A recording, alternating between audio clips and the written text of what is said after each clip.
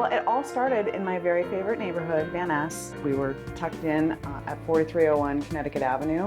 The day I started, we found out that one of our houses that we had just had tenants move into had a tree fall on top of it. Luckily, nobody was hurt. It was just like, hi, Grace, so nice to meet you. You know, there's no time for any orientation. You'll learn as you go. And if you could find a company that can like remove this tree from the one bedroom, like that would be great because we want to get these people back into their house.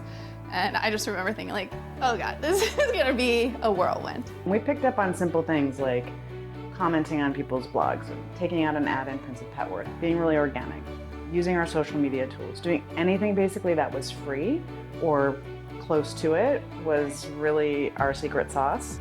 Everybody loved the bird. I mean, the bird was really simple, but the bird, the website, that's kind of where it began. Remember when I got really crazy about winning Best of when we had 18 properties? I decided there was no reason why we shouldn't pursue that. You were rabid. I was crazy. Insane. I had my campaign Insane. slogan was, a vote for Nest is a vote for DC. Yeah. A vote for Nest is a vote for DC. We're a company that really, really cares. Birds, birds everywhere! That was perfect. I was like, you will not regret your vote. And I have not regretted those votes because that really put us on the map. And we blew it out of the water. Yeah. We Came out of water. nowhere, and every other property management company started paying attention. Yeah, they had no idea who we were. They're like, are you those Nest people? You know, we grew so fast that it was like, there was never a day. I remember Lisa always saying like, oh, we'll slow down next month. We'll slow down next week. At that point, calls started coming in. And a busy day was, you know, we'll get a 2 or 3 new leads a week.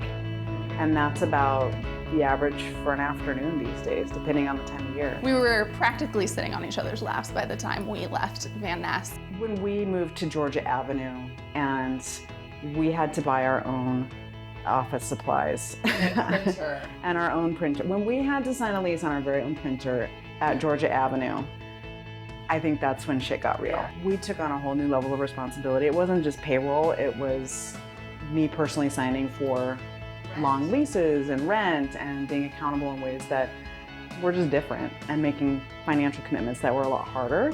The move to Georgia Avenue felt really great. It felt nice to have our own space. It felt nice to be in a space that we could grow into.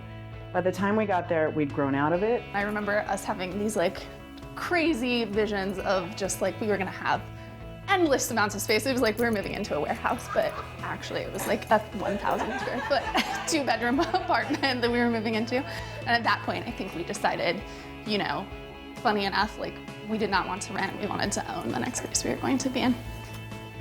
We got busy really fast and we looked for a property that we could buy, and you know, I don't really believe in renting, ironically. It just didn't feel right, and we got really lucky. The market was slow, especially on the commercial side, and this was advertised in Prince of Petworth, right where we were getting our start, and we jumped on it, and it was in our price range, and we got a small business administration loan, and turned out we were sort of a perfect candidate for that. And 2 years later, after we renovated and went through all the bureaucracy, we called it home, and as soon as we got here, we'd outgrown it for the most part. So we seem to be trending toward wanting to work like a box of kittens.